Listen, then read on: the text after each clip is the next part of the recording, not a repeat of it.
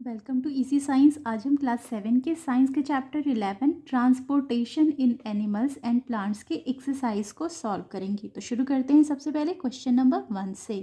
Match structures gives in column 1 with functions given in column 2। Column 1 में कुछ structures दिए हुए हैं और कॉलम 2 में उसके फंक्शंस हैं, तो इन दोनों को हमें मैच कराना है।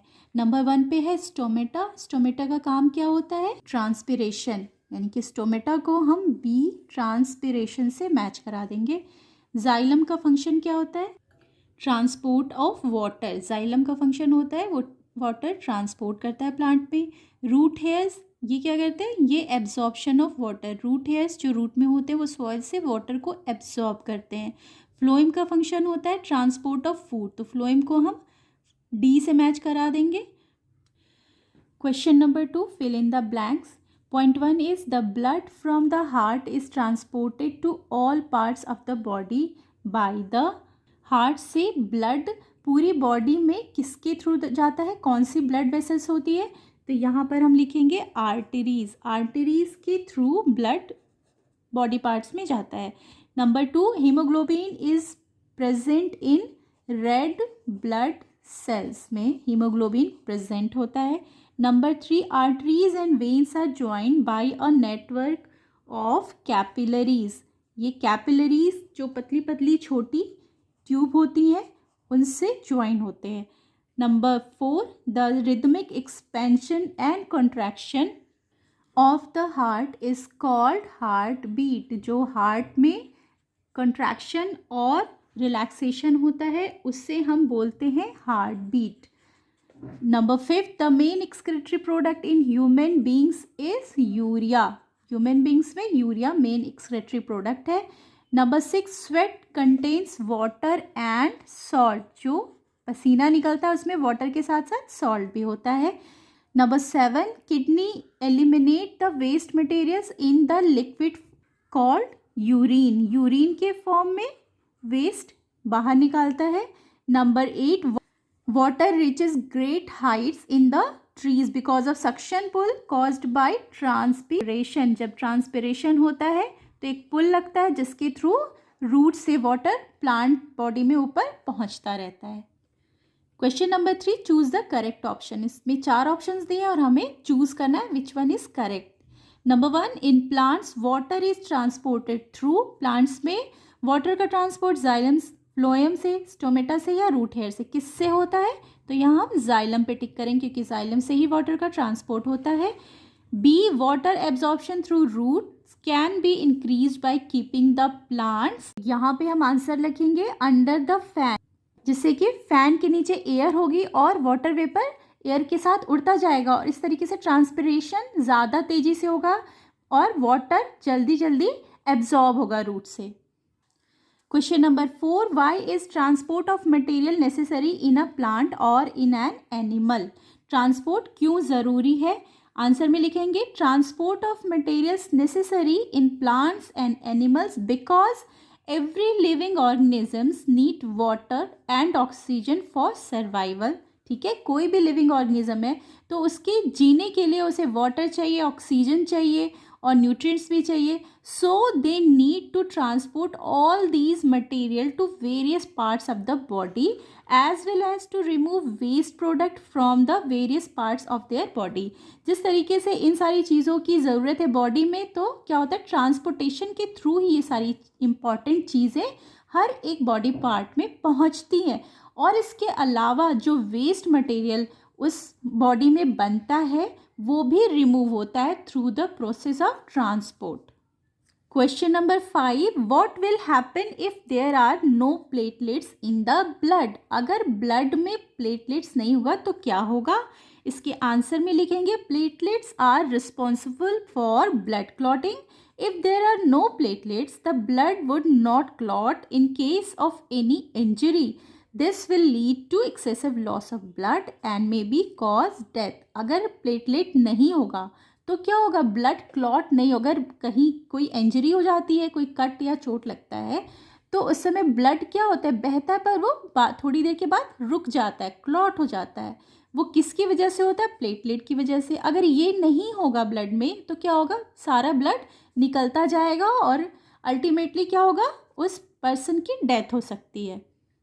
Question number 6, what are stomata, give 2 functions of stomata. सबसे पहले हमें बताना है कि स्टोमेटा क्या होते हैं। Stomata are tiny pores present on the surface of a leaf. Stomata बहुत ही टाइनी पोर्स होते हैं लीफ की सरफेस पे, और एक लीफ में कई सारे स्टोमेटा होते हैं।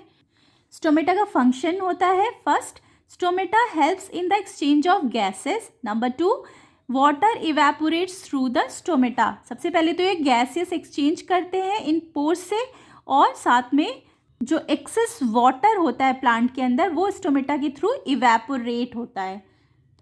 Question number 7, does transpiration serve any useful function in the plants, explain. क्या ट्रांसपिरेशन यूजफुल होता है प्लांट्स के लिए? अगर होता है तो हमें उसे एक्सप्लेन करना है इस क्वेश्चन के आंसर में। तो यहाँ पे हम लिखेंगे yes, transpiration is very useful function in plants, because ये यूजफुल है क्योंकि ट्रांसपिरेशन एक सक्शन पुल जनरेट करता है। जैसे कि हम स्ट्रॉ से पानी को सक करते हैं, ठीक वैसे ही ट्रांसपिरेशन में भी एक पुल लगता है और वाटर रूट के थ्रू प्लांट में ऊपर चढ़ता जाता है। नंबर 2, जो एक्सेस वाटर प्लांट के अंदर आ जाता है उसको भी ट्रांसपिरेशन के थ्रू ही वो बाहर निकल जाता है, रिलीज होता है वेपर बन के। Question number 8, what are the components of blood. तो इस क्वेश्चन के आंसर में हमें ब्लड के कंपोनेंट्स बताने हैं।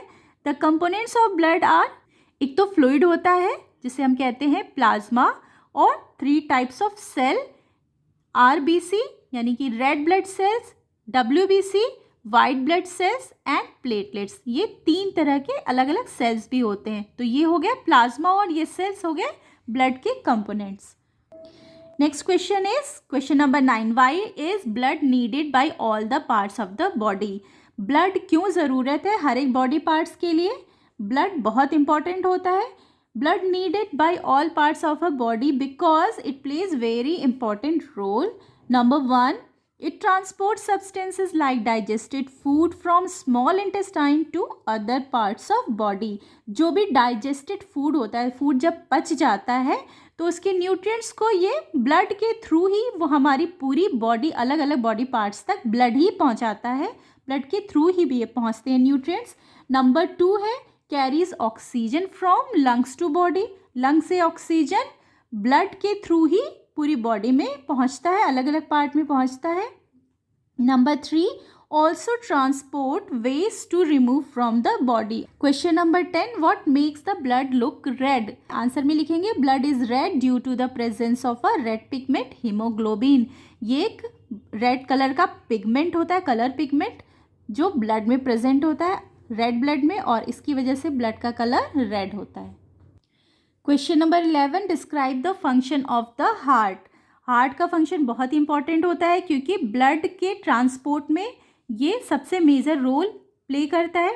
हार्ट कंटिन्यूसली बीट करता है, पूरी लाइफ बीट करता है, और हार्ट में 4 अलग अलग चैम्बर्स होते हैं जिसमें वॉल्व लगे होते हैं जिससे कि ऑक्सीजनेटेड ब्लड और डीऑक्सीजनेटेड ब्लड दोनों सेपरेट हो सकते हैं।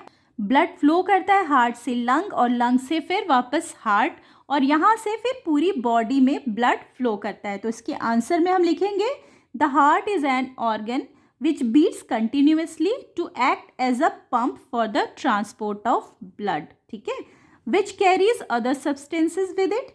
There are 4 chambers where the upper 2 chambers are called atria and the lower 2 chambers are called ventricle. नीचे वाले दोनों चैम्बर्स को वेंट्रिकल कहते हैं। There is a partition between them which helps to avoid mixing up of blood containing oxygen and carbon dioxide. Blood flows from the heart to the lungs and back to the heart from where it is supplied to all the parts of the body. इस question के answer में heart का diagram भी बनाएंगे, label diagram बनाएंगे। इस तरीके से हार्ट का स्ट्रक्चर बना के उसे लेबल करेंगे जिससे कि आंसर क्लियर हो जाए। Question number 12, why it is necessary to excrete waste product. Waste product को एक्सक्रीट करना क्यों ज़रूरी है, उसे बाहर निकालना क्यों ज़रूरी है? जो वेस्ट प्रोडक्ट होते हैं वो टॉक्सिक होते हैं, जो हमारी बॉडी के लिए हार्मफुल होते हैं, इसलिए उनका हमारी बॉडी से निकलना ज़रूरी होता है।